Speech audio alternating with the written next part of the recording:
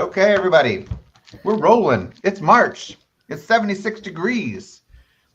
It's almost the Ides of March. Do you guys know what the Ides of March are? Tell us, history major. I know what that is. What do you know about the Ides of March? Me? Mm-hmm. Oh, it's the day that Caesar 40. I think it was 44. Was killed. Stabbed in the back. So it was the 15th. Yeah, it's the 15th of March, and you know how in Roman numbers you're like to say 4, you say IV. Yeah, IV. Okay, so to say like the middle of the month, you said it was the Ides. So we know the Ides of March because of Caesar's death, but every month had an Ides. It was the middle of the month. Yeah. So Jennifer, I'm at the Ides of my patients. Right? I can't see that. So what happened with you this last week? Is that involving your losing your patients? I had my eye surgery, so had cataract on this eye. Are you looking good as well as good looking? Yeah, I'm trying. We've got the hair going today because I can see my hair to style it. I haven't been able to do that for a bit. I can read the Benchmark logo up at the top right of the screen. There you go. Folks, keep your eye up there. You'll see the Aspire coaching up there. And every once in a while, you'll see the Lucky Dog. But yes, I can see. I can read that. Good. I can read across the bottom. Believe it or not, they told me yesterday. I went in. They said your vision's 20/20 in your left eye. Guys, if you're ever at work and something starts to happen with your eye, go to the hospital right away. If your vision starts to get blurry, or it could be a stroke, or you could have a retinal detachment. That's what's happened to me. I'm 4 months into it. Cataract surgery was the 4th surgery. Thank you for asking, Jennifer. I literally can see myself again. And it's been a dark road, pun intended. But mortgage apps are up big time. Had a closing this morning, a loan that we closed in the 8 days. How can you do that? Good. Well, we had it queued up on another property. It fell apart. And they're like, gosh, we've got our travel plans for spring break. The wife literally flew in this morning this is funny. She flew in from Daytona Beach. Her flight was delayed. Why? Anyone? Weather. They had frosting on the wings and they don't have any de-icing equipment. And her flight left before the sun came up. So they literally had to taxi to the runway and wait for the sunlight to hit the wings. And then they rolled out. Like a monarch butterfly. Yep. So I'm going to Jacksonville tomorrow. We're going to see the Coral Reefer Band Saturday. Oh, how awesome. Yeah. Well, so it's kind of good. Week's off to a great start. A lot of app activity. Mortgage rates are coming down. They have come down a little bit, 1/8 of a point. That's coming down. Yeah. Oh. So Lance, you couldn't even put that chocolate in his mouth. I'm not sure about that eyesight. He can't see anything. Go The ahead. hand-eye coordination's gone.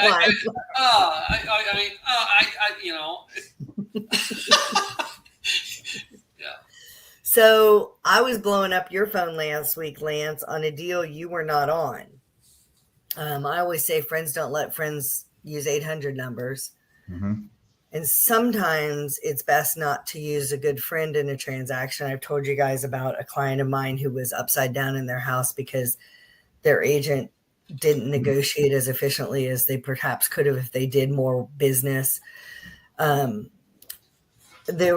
Sometimes large banks are unwieldy to work with. Yep. And I had a client that I negotiated an additional like $2,500 for in concessions from the seller. And they were a conventional loan putting 3% down. And Lance, what's the cap that, not where I'm going with this, but what's the cap they can do on concessions for closing costs, prepaids, non-allowables, and points? It's all over the place. I believe you can get up to 9% on a conventional loan.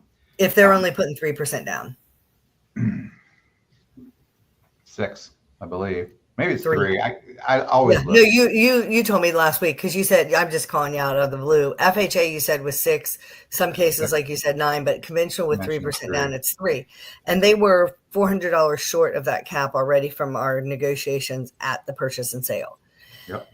But the seller was not paying for title. And they were not paying for a home warranty that we had originally asked for. Mm-hmm. And I was on the phone to Lance and another lender and 2 or 3 title companies.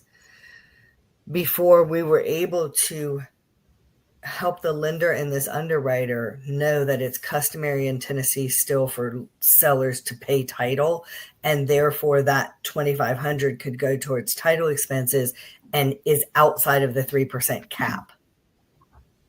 And that was all on day of close. And that was So that huge was- for Jennifer, because if it didn't happen, she was going to have to pay it, or was even Yeah, willing. I would have She was paid gonna it out have of my compensation because I didn't feel right about it. I had negotiated that. I This is- wanted these kids to have this.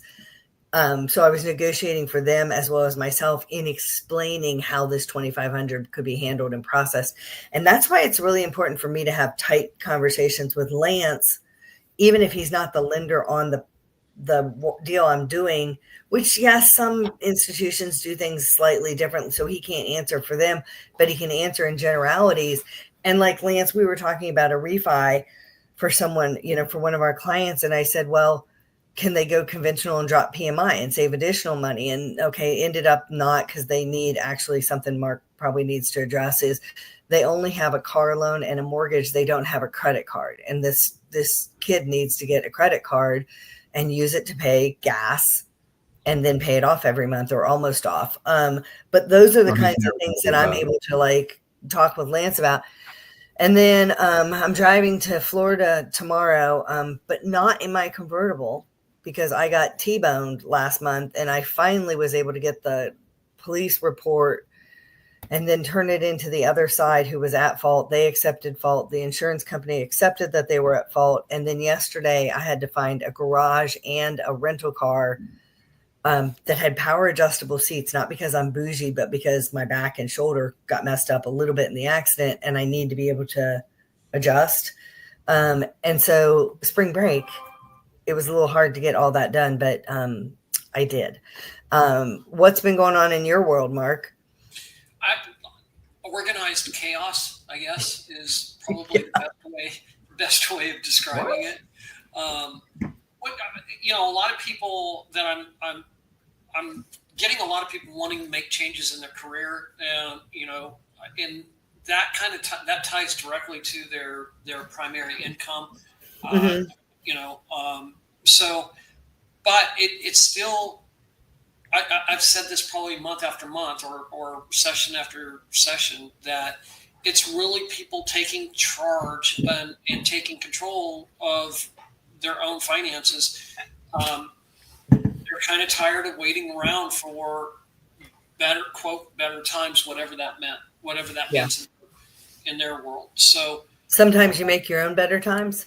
Yeah, you got to make your own. You got to make your. You can't sit around and wait for people, and that probably is a great segue into planning in our discussion today about the art of the deal, with a central focus on planning.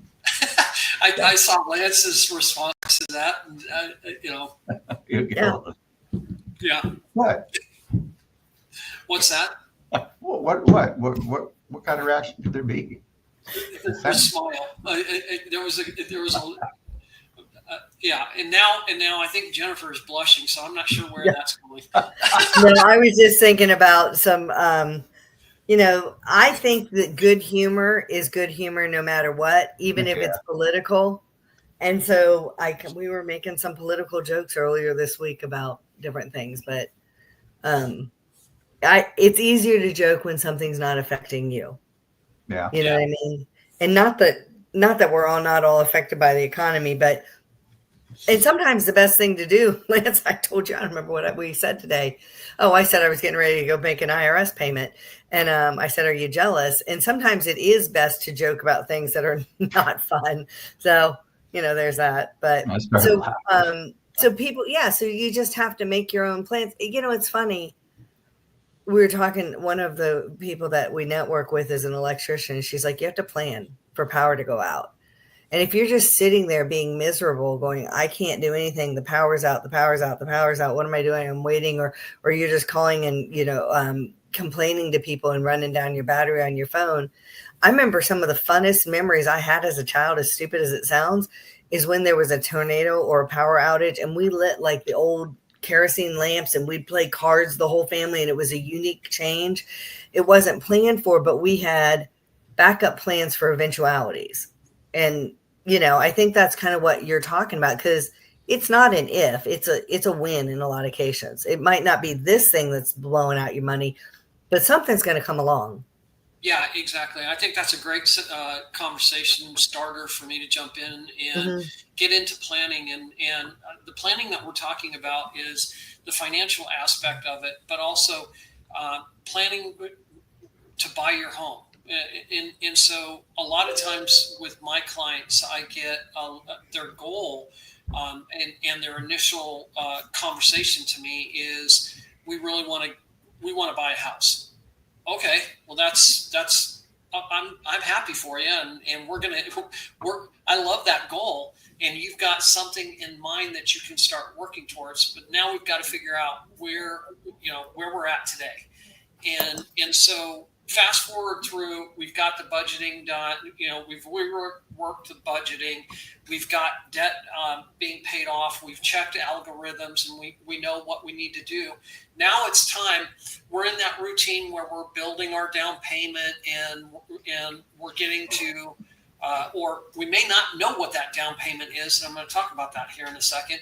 But we're preparing for that end in sight. That's where we're at in this discussion. So planning to buy a home. Planning to buy a home is not out looking for and taking the perspective of purchasing leasing an apartment. Buying a home is not the same as apartment hunting.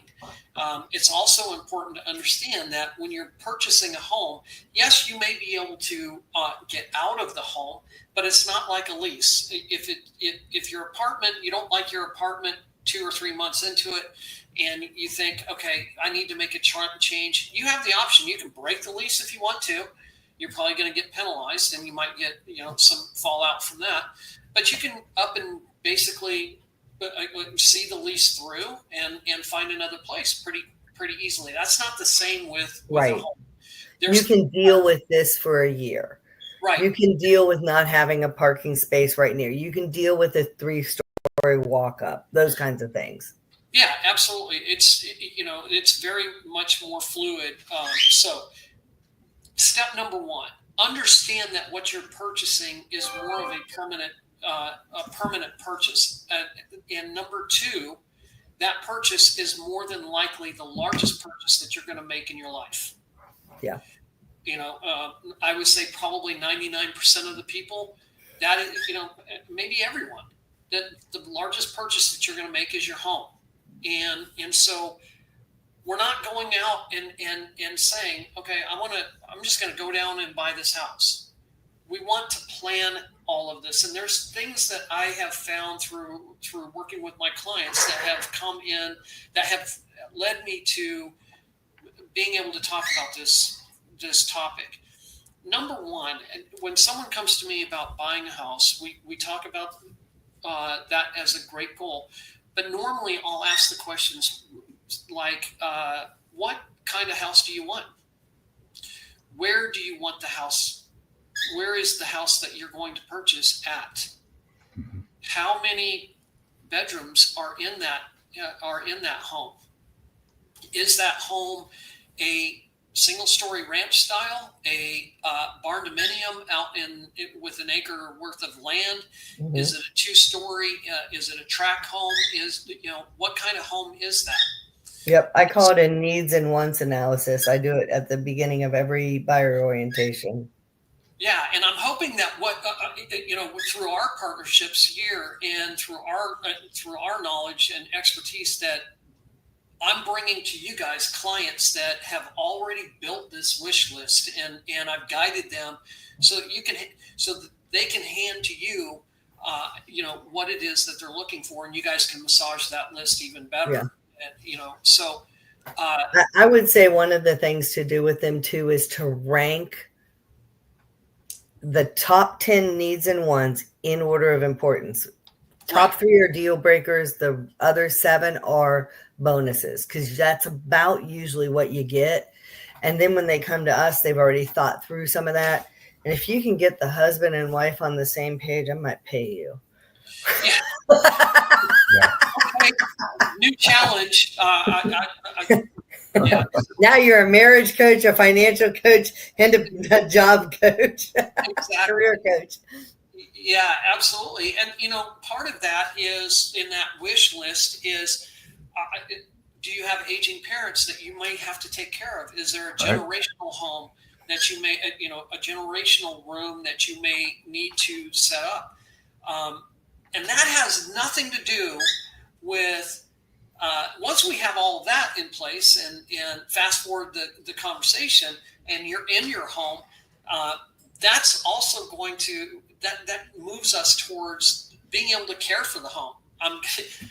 Prime example, right now, just today, right before this podcast took place, I opened up a claim on a roof that had been damaged by weather-related storms. Yeah. On my third rental property, damage, and so planning isn't just for what you're looking for now. Planning is also in regards to your home. Things like, hey, I'm this last spring was pretty rough. We've had a lot of storms come through here. You know what? We probably got to spend $100, $200 and have a roof inspection done to find out what's going on, if there's any damage. So those are financial requirements. Do you have to pay for your roof inspection? No, I didn't. But there may be times when that has to happen. I was going to be like, I know a guy. Yeah. They won't pay. But yes, and sometimes that's going to be covered by insurance, or sometimes it's not. And deferred maintenance, killer of equity. Right. Yeah. Right. I've got a fence out front. Does it need cleaned? Is it stood up in the wind? I was out trimming trees this last weekend. There's some loose branches. We don't want them falling and hitting a car, even not hitting the house, but just maintenance on things. And sometimes it's money and sometimes it's effort. Right. Sometimes it's both. So let's go back to, we're not yet purchased home buyers, and close on a home, and we're in these planning stages. Some of the things that I really think that people don't think about, that I've gotten a lot of credit for mentioning in my coaching sessions with clients, has been to talk about grab an atlas, lay it out. If you're in a city, open up that atlas and start looking at the various suburbs around the city where you want to live. Look at those, and use, or whatever friendly map service you want to use, and start pinpointing the areas of the homes that are cities that you want to live in. Here's another one that has I've gotten tremendous amount of responses from, and that is, go visit your city planning and developing, because you can ask them, what does life look like for this area for increased development? That can have a positive impact on your equity of your home. Or a negative in some areas where they didn't do the infrastructure planning. Right. And people hate the traffic, and it's now become known as, the traffic suburb. Right. I'm going to raise my hand and say that because before I purchased the house that I'm now putting a brand new roof on, I had gone to the planning and develop. I know they couldn't confirm for sure, but there was a pretty strong indication that the amount of development that was happening for me in this area was going to skyrocket. It has. There's been an entire strip mall that has been purchased, or that has been built out, and we just got approval for anyone that knows H-E-B supermarkets. Oh yeah, they're good. Yep, there's an H-E-B. Great produce. Yep, there's an H-E-B that's going to be built a half a mile from the house that I purchased. That kind of, number two, or number 3 on this list, or 18. I don't know which one it is. Go to the school ISDs. Find out what ISDs are in these schools. That might be available as just you're searching through properties. You can pretty much figure that out. Translate ISD for people. Independent school districts. Mm-hmm. And what what schools are you going to be going to? Are these what kind of athletics does that school have? If your kids are in athletics, is that going to be an option? It's not. There's so much more to buying a house. I'm going to raise my hand on that one. I am too. I want to interject here. Yeah, you want to go first? I know I'm just triggering. I'm triggering so much. Well, there are some things that trigger I is right. say. That's the word. Yeah. So So Jennifer, go ahead, Lance. I'm going to let her tell us about it. She can't do that. It's illegal. I can't do it. It's illegal for her to tell. You know what? Yeah, They have a good fair school housing. program. What? Wow. Yeah, fair housing, schools, crime, which goes with safety, are two of the biggest things that agents get busted on. Everybody thinks it's about, either being favoriting or disfavoring someone with age, race, religion, et cetera, but schools and crime are the two biggest ones.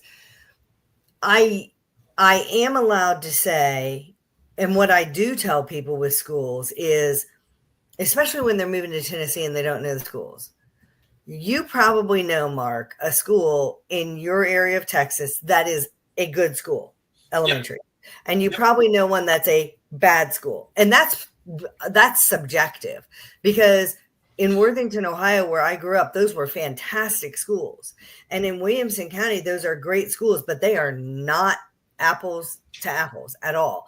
So what I tell people to do is, when we've got your home search criteria set up, even within the good schools district, right? You look at this school and this school and this school. You got 3 elementaries. I want you to go to greatschools.org and compare them to a school that's good and a school that that's bad. If your child has an IEP, which I don't know where those are going, but if your child has an IEP, go in and ask that school, how do you handle IEPs? What do you have going on here? I don't know if Texas does this, but Ohio didn't. Tennessee has tracks in high school. So you can have a music track, like if you're in band. You can have an honors track if you're taking like honors history or something like that. You can have a culinary track. You could have a justice track. You could have an early childhood development track. There's different ones, but not every high school has those. So if you're moving here with a rising 9th grader that knows that they want to be in forensics, then you might want to see, does one of the high schools in this county have the track for justice or forensics that they can go in on? And I did, like, Ohio didn't have that. And so there are, everybody does things differently. The same thing with safety. Go to LexisNexis. Is this a safe place? I used to be able to tell people, drive through the neighborhood and see if there are a lot of kids out playing, because people want to have, if they have kids, they want to have kids they can go play with. If they don't have kids, they might not want kids hitting a basketball or baseball through their window, right? Right, exactly. So, but they don't want us to say drive through the neighborhood anymore, which I think is ridiculous. Now I'm saying it here because I'm not speaking to specifically one person, and hopefully I don't get in trouble. The other thing I used to tell people is go to the grocery store. Right. Does the grocery store have, and I'm going to tell you, if you're moving regionally across the U.S., we're not going to have the makings for tamales in Tennessee. Okay. Well, we might, but we're not, but go to the grocery store to see if they have what you I'll even tell you shop. what we'll have. Yeah. Right. Go to the restaurants. See how you interact. Yeah, exactly. And you're buying you're purchasing a home, the largest expense most likely in your life. You got to understand. I'm hoping that you're spending more than just flipping through house profiles on the local website. Now, I really want to expand this out to include. If there's an area that you're interested in, you might look to have a consultation with an HOA association. Is there an HOA in that association? For cities that you might be interested in, you want to find out what is the tax rate in this county versus the county next door. That will affect or city limits, not city limits, or this city limit. Right, that will affect your budget, and potentially the future equity in your home. I know this sounds. Fire I know, codes. yeah, fire code. Let me talk You're about that moving because to that the has. backside of this county, and it's a volunteer fire department, and they have a pumper truck. Yeah. That's going to be a high insurance rate, and it can mess up your income to debt ratio. That's why with Lance, you have to, with federal law, you have to have chosen your insurance, your homeowners within 14 days of binding agreement so that you're not out of ratio. Yep. Right. So it's time to get it done. In the planning stage, it's not hard, you guys, to anyone that's listening right now, to pause the video, go back and start making a list of these, and or just do your normal search. I want to talk about the fire codes for a second, because that's really actually a big deal. That can have, especially when it comes to your insurance rates. So, for example, in Texas, one of my rental properties is less than, I think it's maybe 2 blocks away from a 2 fire engine firehouse. Yeah. And they literally, I get a 0.25% discount because of it with my insurance company. And that might be something that you have to call and ask about, because my house sits less than a quarter of a mile away from a fire department.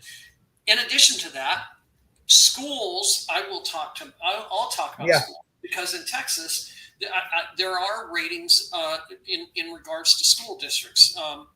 For example, I think I won't mention the town, but the town where one of my rental properties is at, their school district is rated an A.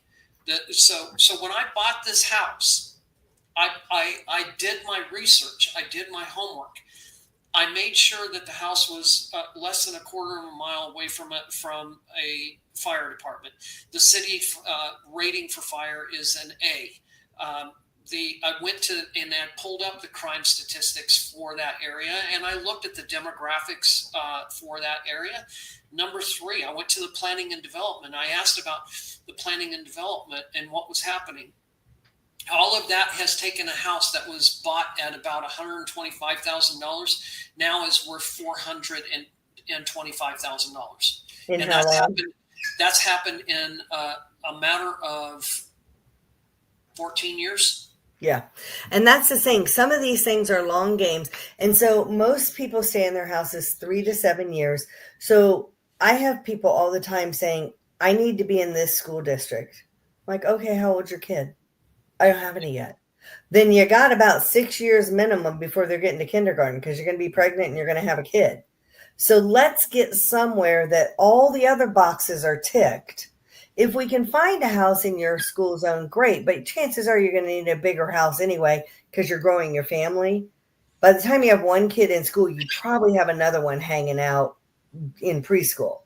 Yeah. And so get yourself something that has all the other boxes that's going to be a good value, very appealing to someone else, so that when you sell it to get that second home in the school district you want, because maybe you can't afford that right now, you're doing yourself a good investment by buying something that's appealing to people. Sometimes people don't want to buy next to a power line, and sometimes people don't care.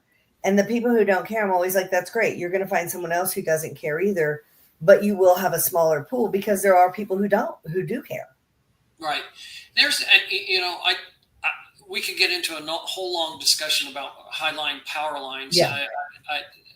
I think the jury is out on whether or not there is Sure. or is any cause with it. But again, going back to planning, when you have your wish list, let's dive a little bit deeper into that wish list. Okay, you might be asking yourself, okay, what kind of house? I do want to buy a house, but I don't even know what I like. Well, I want to give some folks that are listening to this some suggestions. Think back. You might look at, if you're in an apartment right now, look around your apartment. Look to see the things that you like. Maybe there is a specific type of layout that you like. Maybe there's, in your mom's house or your parents' house, there might be a certain room setup that you like. Yeah, like open versus closed, or open right. except the kitchen's closed off, or Yeah. Right. Look to the things about where you've previously lived and said, wow, I really like that. I never thought about that. And you start writing that down. I'm going to raise my hand on that. When I bought the house that needs the new roof on it, I literally told my real estate agent, here are some of the requirements. I'm sick of not having a coat closet when I come in the front door. So the house that I want has to have a coat closet when I come in the front door. I'm not putting up a little rack. And so those, as silly as that may sound, it was important to you. It was important to me because guess what? Without the coat closet, nothing ever made it on the rack for long enough, and it was always on the floor, and it looked like death warmed over when I walked in. Right. So, it does not bode well for clothes on the ground or, when you're single. So there you go. It's what's I'm trying to add a important little to you. humor to this. But. You are. Well, and it's funny because I talked to one of our clients last week, and he bought a house with us 2 years ago. UT, it's in Pulaski. UT bought Martin Methodist College there, so now it's UT Southern, which has undergraduate and graduate programs. And he and his girlfriend now want to move somewhere in the U.S. They both work remote. There's a short list: Charleston, Austin, near Searcy, Arkansas, where his mom's building on a big piece of land. And I think there was one more. And I said, okay, have you visited those? Yes or no, some of them, or we have family that lives there. But if you visit somewhere, it's not the same as living somewhere. Right. And so because he's in an area that he could probably rent his home for a year and cover his mortgage, I told him to go look at like the 3 and 4 month nurse rentals and live in an area and see what it's like. But I told him before he even does that, go and do a grocery order. Look at the last month of groceries, what you bought. Dog food, ground beef, milk, eggs, whatever it was. And I said, take that list and I put it into each of the cities on their Walmart, their Publix, their Kroger's, their H-E-B, whatever it was, and see what your groceries would run you there. Yeah. And if the cost of living and the cost of house, because sometimes the housing cost is less, but the cost of living is more. Sometimes it's all more. Sometimes it's all less. And I said, you don't know any of these areas. So before you put even things on your short list, find out what your groceries run. Go to Gas Buddy and find out what gas runs. Call an insurance agent. How much is your car insurance here? So one of the things. Now I got to jump in. Yeah, go for it. So we were joking about the art of the deal and politics and things like that. And I thought we should really talk about religion for a while, but I'm kidding. So with that being said, what's going on with the economy? One of the things you're never going to hear us do in this on our calls, we never start talking smack. We're never talking bad about people. Unless it's football. Maybe. And it has an upside down W. Anyway, Jennifer was talking the other day earlier in this call that, about another lender. And I can tell you that at the time we were going through this, she was not very pleased about that, but we're not here to slam that other lender. I'll be the first to tell you, I've done this for 25 years, going in my 26. And just today, Jennifer and I had a conversation about something else that for 24 years of my career, I told people they couldn't do it. For 24 years, probably 100 deals. It's very common. I'll talk about it on another podcast. It's very important. It's something we want to talk about. But I was wrong. I can admit that I was wrong. I went someplace. You weren't wrong. You just didn't know about it. Right. Yep. And there's a difference between ignorance and stupidity. I'll be ignorant about things all day long. I try not to. I try and learn all the time. But I don't hate myself if I was ignorant about something. And we don't hate anyone on here, obviously. But I like to joke. Let's talk religion, because you say you never talk about politics or religion. I think that's a big mistake, because by not doing that, people have learned not to have conversation or even ask questions. But that's considered bad. But anyway. Or friendships with people who are different from you. Right. So it's possible. Did you know that's possible? It could be. She said Gas Buddy. That's my trigger from a few minutes ago. Gas is the cheapest it's been since 2021 right now. Okay. Yeah. Eggs are down $2, which is 25%. in just the last couple of weeks, but nobody's talking about that. Those are things that are improvements that we've got these tariffs going on. I'm not going to get into the argument about what tariffs do or do not, but what I am going to tell you is I don't know what tariffs do or do not do because none of us on this call, on this video, are international economists. If we were international economists, we would not be talking about housing and coaching, this, that, We'd be and talking about an international podcast. Bingo. So we voted. We're in a republic where we vote for people. That's their thing, and that's what they're going to do. But I'm seeing indices, things that indicate that things are getting better. My apps are up big time, 20, 30% in the last 30 days. Mm-hmm. And when those things start to change, I do believe it's going to get worse. I think there's going to be some hurt along the way. We've got some things to straighten out. Everyone, it doesn't matter what side of the aisle you're on. There are some things we need to straighten out. Let's have a conversation about what they are. But for those watching, hey, it's getting better. Mark's got people asking, I want to buy a house. He's having that conversation. Jennifer's got people getting prepared and planning. Yeah. Same here. I've closed 8 transactions this year. That's amazing. So it's happening. It's busier. So sorry for the trigger, but it's all good. No, I have to jump off for 1 second. You guys go ahead. Okay. Yeah. Thanks for the comments, though, Lance. I know he just popped off, but so one of the things that I do with my clients, Jennifer, there is actually a cost of living calculator, and you can they're pretty much widely known. You can as a if you're looking for that, if you're moving from one city to the next, you can do a cost of living calculator search. And put in your salary. It'll typically ask you for what your salary is versus, and then what that same salary will purchase in a neighboring city. A lot Do of you times, know of any of them like that you would recommend? and it's been a while since I've. In fact, not offhand to answer your question, I don't have, but I can look at that. Maybe we can post it in the comments. Yeah, that'd be great. But that's. So we've talked about a lot, you guys. For those that are listening, the reason why we have presented this discussion today is when you're. I'm happy. I'm happy to help you. However, I can help you get to a point where you're able to purchase a home.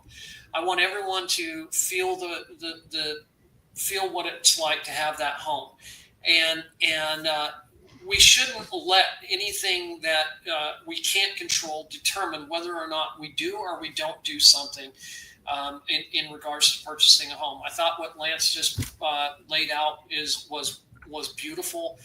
Thank you. We're here. All of us are here to help you get to what you want, and that is to have a home and to raise your family, or as a single person enjoy the comforts of a neighborhood.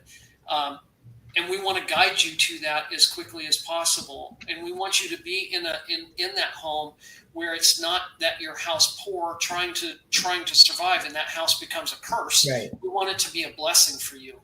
And so with that being said, planning a major purchase like this is of the utmost importance for you, not only for the stability that you're looking for and the stability that you want, but also for the potential income of equity and buying power that it can produce as you stay in that home. And so that's probably about the furthest I can go, at least from the coaching level.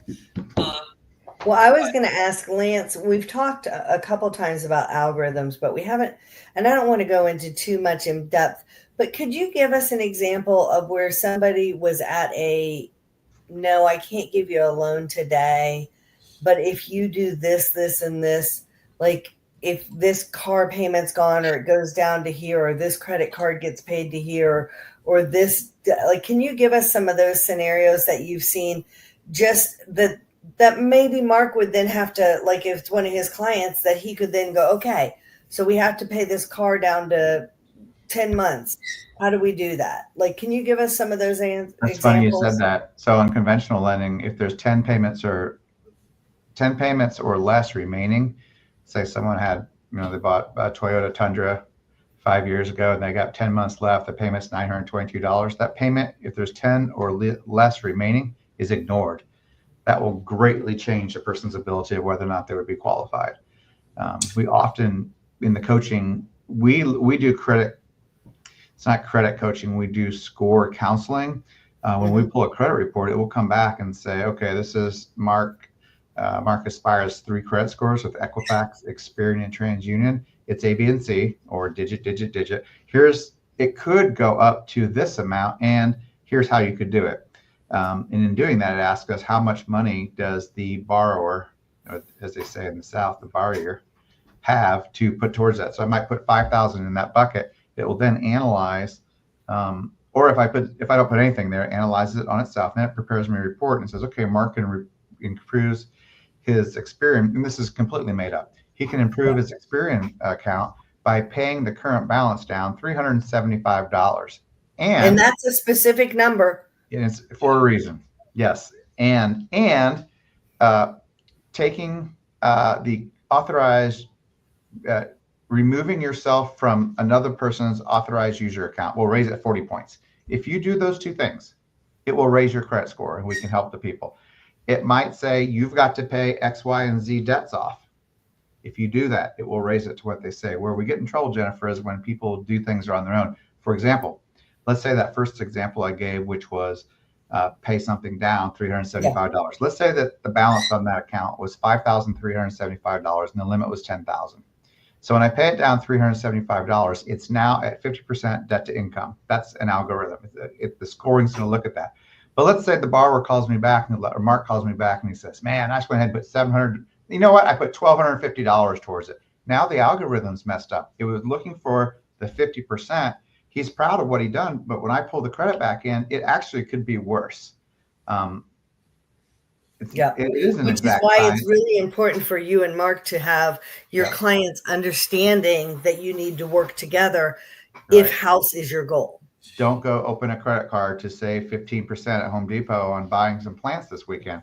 And I'll tell you, Jennifer and I, Mark, this is in the future for us. People literally call me on Sunday morning at 8 a.m. and they're like, I'm at Home Depot. I can really save this money. Can I go ahead and do it? And sometimes they can. Yeah. Most of the time, I'm like, don't you even think about it. But at least we've got them coached to remember to call. Yeah. So there's a few examples. We could do a whole session about that, Jennifer. Yeah. So, hey, speaking of sessions and calls, somebody had asked in a private direct message, are we doing a live buyers event sometime soon? So I didn't know. They asked that last week, and I wanted to not forget. Do we have that coming up maybe? We need to get it on the schedule. Let's do it live. Okay. I have an auction. Right. Yeah. I'll auction. Hey, I'll. You want to be the bachelor? Right. Exactly. But yes, but I would be afraid that I wouldn't bring a whole lot of money in. Jennifer and I, we'll make sure it happens. Right. Yeah. Well, so I think the answer to that question is yes, we're going to do a buyer seminar. We're probably just looking for a time and a location. And I will auction off one free coaching, 1 hour coaching session for anyone that is interested and wants to experience coaching. I'll auction off 1 free hour of. I'll give away an appraisal, full appraisal. No, they were asking if we're going to do a buyer's class live. Well, I mean, we can do an auction on that. Yeah, while we're there, I think that's a good idea. Okay. Yeah, no, well, for sure. If we have a buyer's class, we're going to be having freebies and giveaways and more than just a great learning experience for reasons for them to come. So we're just looking for a place and a time, right? Yep. Let's make that happen. Get it out to everybody. I love the questions. Yep. So, go ahead. I was just going to say, and most of the time when, it takes about 18 to 24 months in focusing on debt to really, depending on an average, that's what my clients are, where they're reaching debt-free status. It's anywhere from 18 to 24 months. Now, and that doesn't mean that you have to wait 18 to 24 months to buy a house. Especially if the house payment might be less than your mortgage payment or around it, but you're gaining equity. We don't want people to think, oh my gosh, and then throw their hands up and go, I can't wait that long. So whatever. Right. I want to make sure that I drive that home. I'm not suggesting you have to wait 18 to 24 months. That's just on an average what I've had from some clients, but that's not. Yeah. It's not the purpose. So next week, I would like to talk to everybody about for sale by owner. Fist Both bump. selling for sale by owner and buying from a for sale by owner, particularly without an agent on either side. And I'm not saying you have to have an agent. I'm going to just do some true experiences I know from my years in real estate that got people on the bad side of a situation. So stay tuned next week for sale by owner discussion. Does that include a contract for deed? Like subject twos. Yeah. That's a whole nother thing. And you better talk to a lawyer, because I'm going to advise you that in 99.9% of the time, that is not a good thing. Okay. Well, I'll talk to you off this. Like when what the ones I'm talking about is when somebody's making you an offer and you're essentially giving up the title to your house and they're paying the loan, but if they don't pay it, you're the one responsible. That's that's a subject to offer, and we get a lot of them trying to play that in Tennessee. Yeah, this is something different. I'll pick you offline. Jeff. All right. Yeah, and we'll prep up for it. So anybody have anything else for the? We just passed 45 minutes. We're right at where we need to be. There we go. Until So, next week. We'll see you next Monday. Live large.